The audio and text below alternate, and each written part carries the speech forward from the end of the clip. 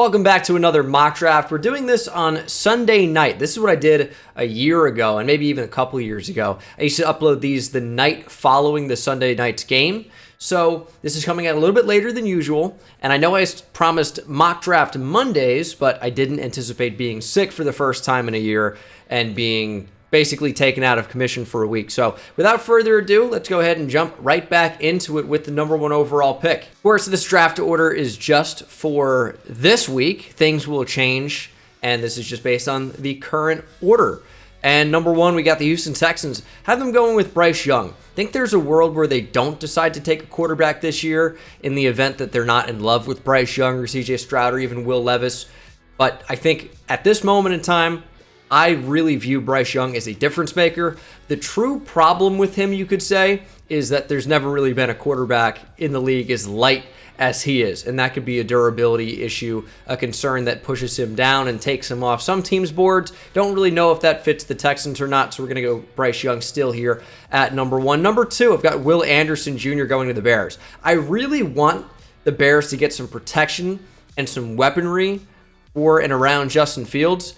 But their defense is also atrocious. They get no pressure. They need help on the interior. A big 3-tech would be huge for them. So Jalen Carter makes sense, but they also have nothing on the edge. Travis Gibson's okay. Traded Robert Quinn, of course. So Will Anderson Jr., maybe the best player in all of college football. Makes a lot of sense to me here at number two. At number three, I am going with that 3 technique that I talked about, which is kind of a fun fit. And it's Jalen Carter out of Georgia. He is a game wrecker on the interior. Has pass rush upside, is a really good run-stopping defensive tackle already. Seahawks could just use a way better player on that interior of their defensive line, especially someone that can get after the quarterback. And at number four, have the Detroit Lions going Myles Murphy. Yes, this could be a spot for a quarterback. Who knows if CJ Stroud is a huge upgrade on Jared Goff. Of course, we can all talk about prospects and ceilings and all that, but who knows how the Lions are going to view it, especially considering that they'll have a first-round pick next year, and maybe we'll prefer one of those quarterbacks if you're talking about North Carolina's Drake May, or of course, Caleb Williams may be the Heisman winner this year and the best quarterback in college football. So we're going to go with a non-quarterback, and we're going to go Myles Murphy. They could also use a ton of help on defense, and for a team that's allowing so many pass yards, got to get some pressure up front. That's going to limit the amount of time that corners are going to have to cover down the field. Number five, going with CJ Stroud, quarterback out of Ohio State to the Carolina Panthers. I've seen a lot of Panthers fans and people, less familiar with the way the NFL operates saying, why would you have them going with a quarterback when they have Matt Corral on the roster? Or some even mentioned, if you can believe it, Baker Mayfield, Sam Darnold, and PJ Walker. But here's the thing with Matt Corral. He was a third-round quarterback taken by a different head coach. There is no guarantee that whoever comes in next is going to want to work with Matt Corral, and there's no telling that Matt Corral as a developmental quarterback is going to be viewed more highly than a guy like CJ Stroud, who could be drafted near the top of the first round. So that's why we go quarterback here, because it's something that happens quite often. You think about Josh Rosen being a first-round quarterback taken by a previous head coach, and then Cliff Kingsbury with the Cardinals becomes the head coach, gets the number one overall pick, takes Kyler Murray the very next year. There's no telling what a new coach could do, and they're not going to put a developmental quarterback on the front lines and say, that's our guy no matter what. Why would we ever consider taking a quarterback? So I keep having to explain that, but the reasoning stays the same. Eagles at number six. This is, of course, courtesy of the New Orleans Saints, going with Tyree Wilson, edge out of Texas Tech. I've talked a lot about him this draft season. I think a lot of you guys have come along as well. He is a big, long defensive end, and we really talk about arm length and how important that is as a pass rusher. He's been very effective in the Big 12 this year for Texas Tech, and he does have the athletic profile that a lot of teams look for. And the Eagles could afford not only to get another rotational edge, they could afford to get younger at that position as well. And Myles Murphy, not on the board. Tyree Wilson, kind of like the next best option, depending on where the Eagles pick. So I think Tyree Wilson makes a ton of sense here at number six. And then I have the Jags going Peter Skoronski. He's actually up for the Outland Award, which is given to the nation's best interior lineman, either offensively or defensively. Yet he's not an interior lineman. He plays tackle at Northwestern, despite maybe profiling better as a guard in the NFL. I don't know. It's kind of weird. I don't really get why they're doing that. I asked. They haven't gotten back to me on Twitter just yet. But Peter Skoronski, really good player. And for the Jags, yeah, you could go corner, you could go wide receiver, but I just want to get Trevor Lawrence some more protection and afford him time to be able to throw to some of these receivers. And with getting Calvin Ridley next season, I'm not really sure you need to take a receiver with this pick here in the first round, but they certainly could. But pick the offensive lineman, we're going to go that direction. And then at number 8, have the Arizona Cardinals going Broderick Jones, offensive lineman out of Georgia, plays left tackle for them.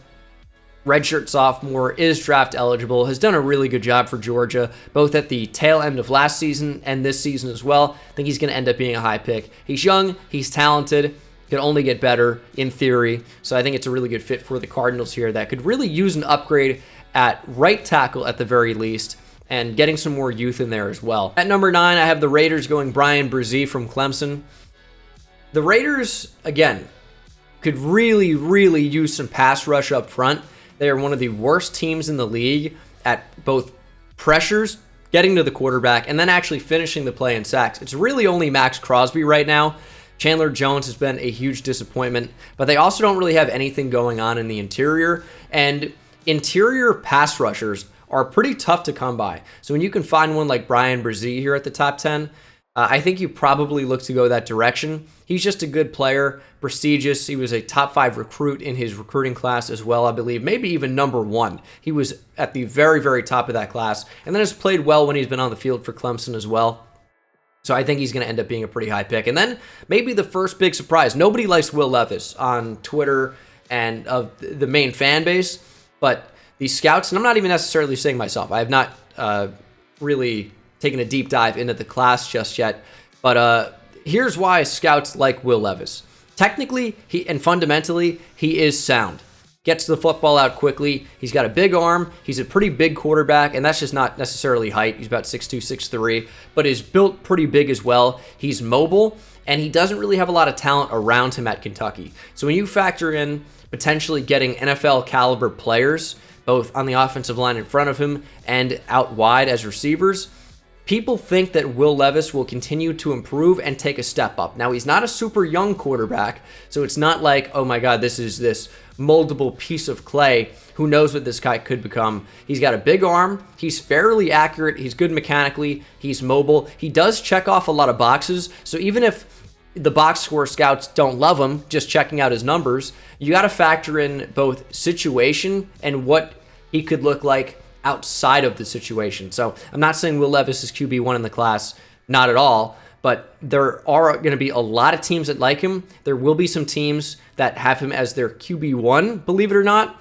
and that's because he has the biggest arm of the top quarterbacks. He doesn't have the size concerns that a guy like Bryce Young has. He's not going to have the red flags like some of these other quarterbacks potentially do in this class. So for the Colts, I mean, the Colts game just ended with Cowboys. Matt Ryan, I mean, it shouldn't be hard for me to sell you on a quarterback. Might be hard to sell you on Will Levis, but man, they need somebody else in there, and I could see this being a quarterback spot. Could also see tackle as an option. The Colts could go a bunch of different directions here. And then I have the Falcons going Isaiah Foskey. I really wish they were in position to land one of the top interior guys like Brian Brzee or like Jalen Carter. And obviously, if you could get even higher up, Tyree Wilson, Will Anderson, or Miles Murphy. I feel like they're just on the outside of some of those top tier prospects at the moment. So Isaiah Foskey, I'm not like overwhelmed with, but he's a pretty good player, super productive at Notre Dame. I think he's actually their all-time leading sacker at this point. And he's a good player. Could definitely end up going in the first round. Falcons could really use some pass rush help, which we've said about a lot of teams up to this point, but it is very, very true. And then the Packers have them going Jordan Addison. You know, I thought about Quentin Johnson here, and I've mocked Quentin Johnson to the Packers in the past several mock drafts I've done. I do like the fit quite a bit, but with the emergence of Christian Watson as a speed deep threat, I don't know that we necessarily need that type of receiver. I think maybe someone like Jordan Addison, a souped-up Randall Cobb, could be a better fit in this Green Bay offense and a good foil to what they have going on with Christian Watson and even Romeo Doubs going forward. So I think Jordan Addison would be a really good fit and finally let the Packers break the mold of not taking first-round receivers. I think Addison would be worth the pick somewhere around middle to back end of the first round. And then at number 13, there's Quentin Johnston, have him going to the Texans, staying in state. They actually took a first round Texas player last year in Texas A&M's Kenyon Green. Here we're going to a different Texas school out in the Fort Worth area, taking TCU's Quentin Johnston. Really good player. Route tree isn't super advanced up to this point, but can win at different levels, especially deep down the field. Huge size, big body, good hands. Quentin Johnston is one of the best receivers, if not the best receiver in this draft class, kind of depending on what you're looking for at the position. At number 14, I have the Steelers going Paris Johnson Jr., tackle out of Ohio State. I think it's time for them to invest in a seriously good tackle prospect. We've seen them go a number of different directions over the years, including running back in the first round and Najee Harris. I think it's time to actually go and take the offensive lineman. You got William Jackson from the Commanders. Not sure this has to be a corner anymore. We're going Paris Johnson Jr. from the Ohio State University, who have made the college football playoff. Kind of shockingly, as USC went down to, who did USC lose to? Utah. Utah really played a good game.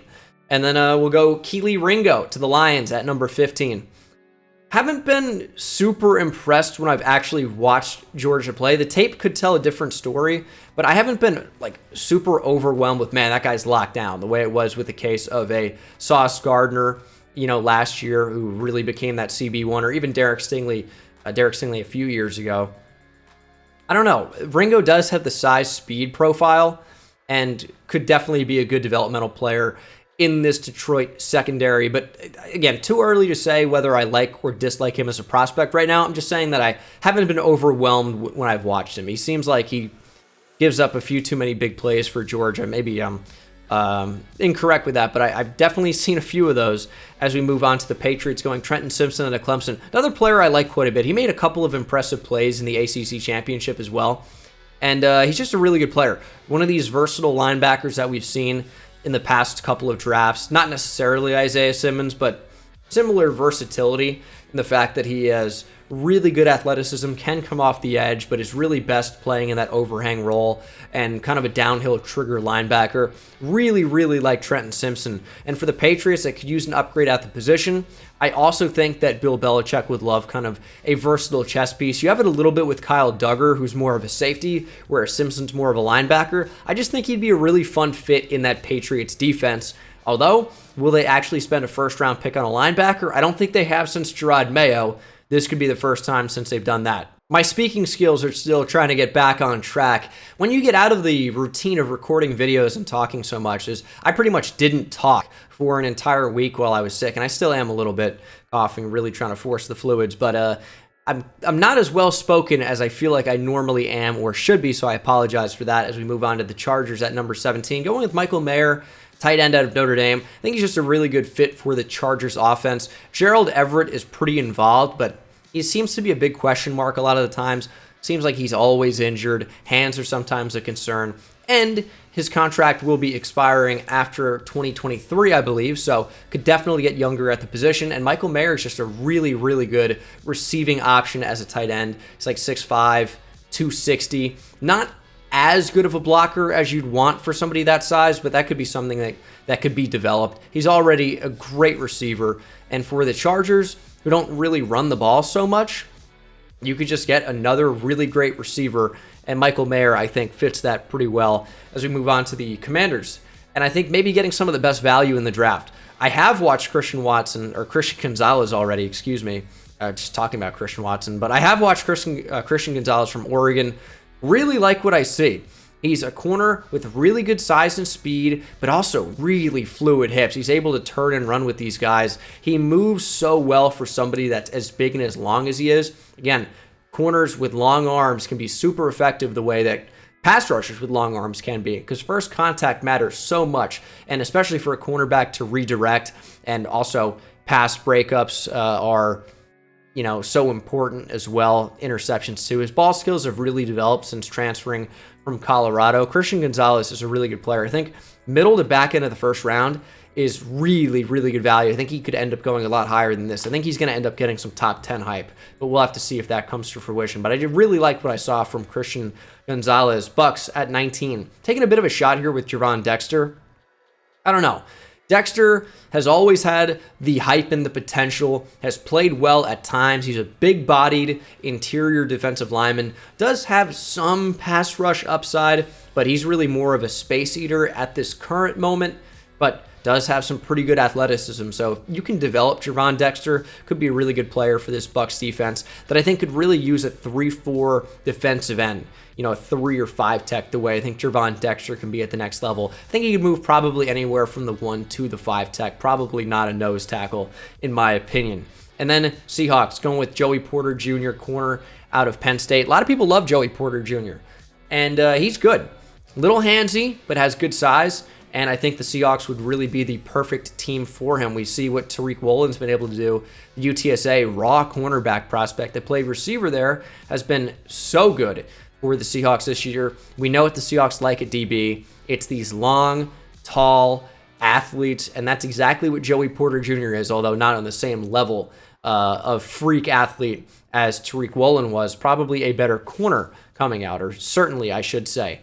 As we move on to the Titans at 21. Going Jackson Smith-Njigba here.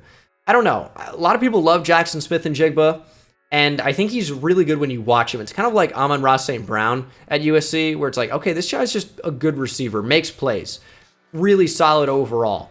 But when you factor in things like injury history, talent level at Ohio State, so many stars around him, and playing in the Big Ten, as well as probably not going to test all that well, not the most explosive, not the best long speed in the world, but he's just kind of like more of a football player than an athlete, if that makes sense. I like him, I do, but I don't know if he's going to be a classic, gets drafted very high in the NFL guy, because I don't think he's going to be testing super well, doesn't have the size, has an injury history. I think it's going to push him down the board quite a bit. I don't think he goes inside the top 10 or the top 15. I think it's more likely somewhere back into the first round, maybe even surprise into the second.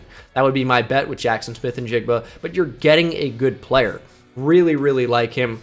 Good fit in Tennessee. You could use some help at the position. I know I'm not saying anything new there if you're a Titans fan. You know it's pretty much Treylon Burks who's coming along, and that's kind of it. Nick Westbrook-Akina, Robert Woods hasn't really done much except for a good game against the Packers, so you could get better, and you could get younger, obviously, as well. Robert Woods is into his 30s now.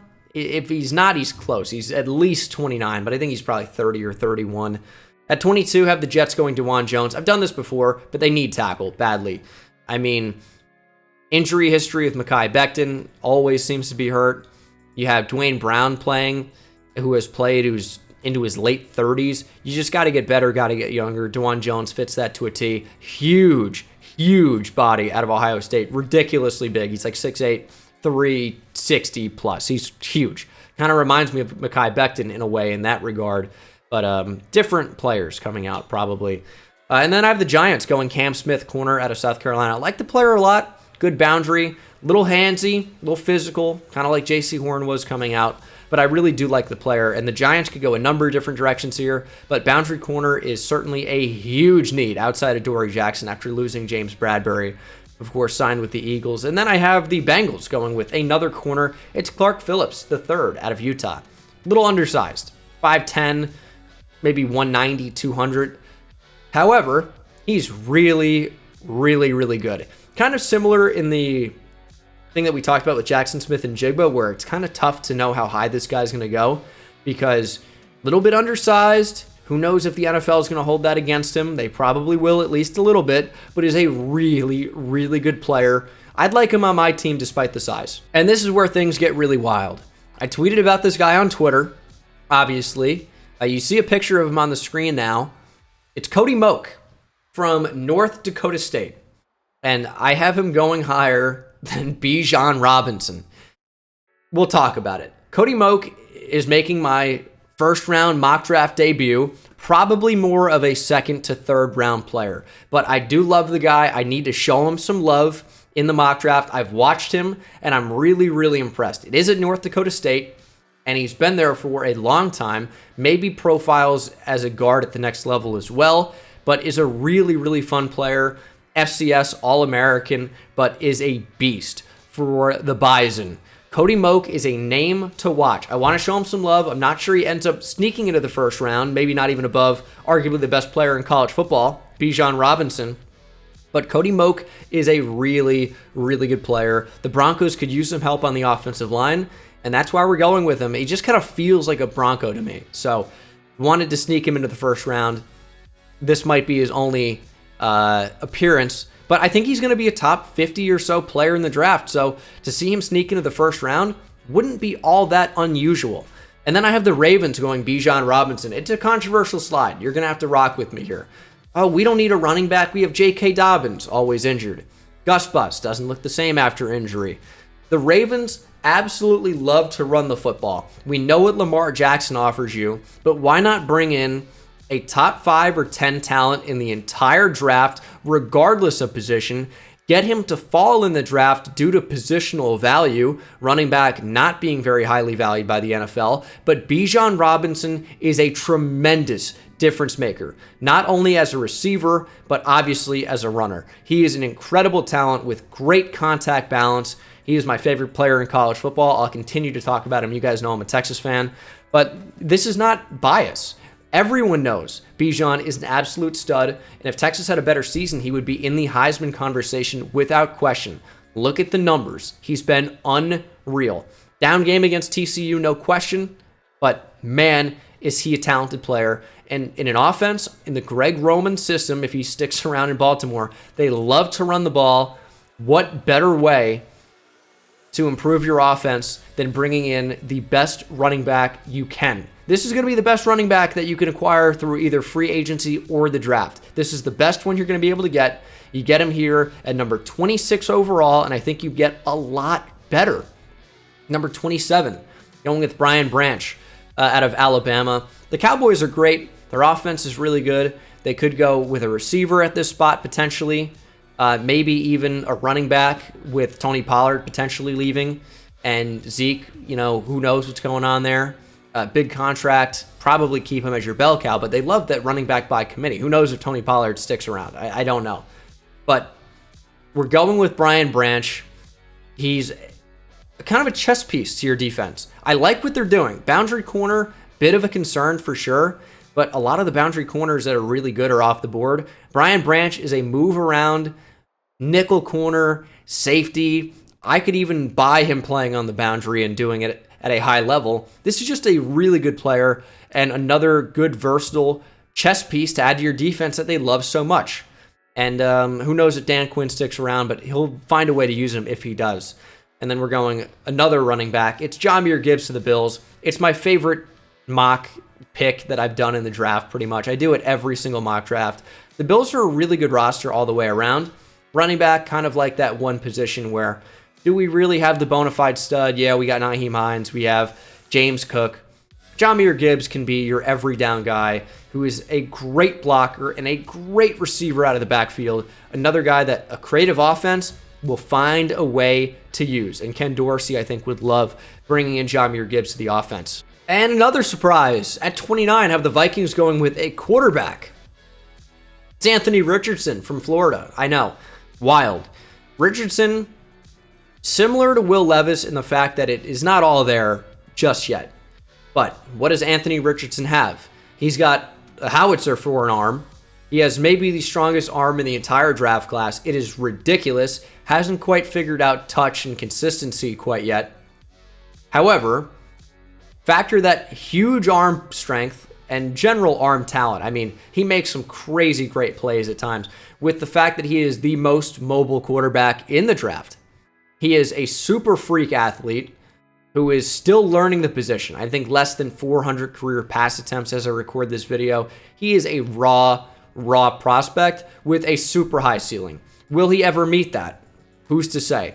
But with Kirk Cousins still under contract, you can afford to develop Anthony Richardson with an already pretty good lineup behind him and see what you have in a year or 2 or 3. Anthony Richardson does not have to play right away. Continue to get reps in the offense and grow as a quarterback, not necessarily just an athlete. And he could be a really, really talented player on a Vikings team. This is a bit crazy, but we're going with it. Chiefs at 30 going Anton Harrison. Good pass blocking offensive tackle. Chiefs fans, I think you're going to thank me for that one. Whether or not Anton Harrison sneaks in the first round or not, don't know, but it's a good fit for their team. At 31, last official pick of the first round, Vikings. Don't know why I said Vikings. Dolphins had their first round forfeited due to the Stephen Ross, Brady stuff going on. So only 31 picks in this draft, but I do add a 32nd now, so you guys get the full pick. It looks better on the screen, and we get the first pick of the second round. But I have the Eagles going Emmanuel Forbes.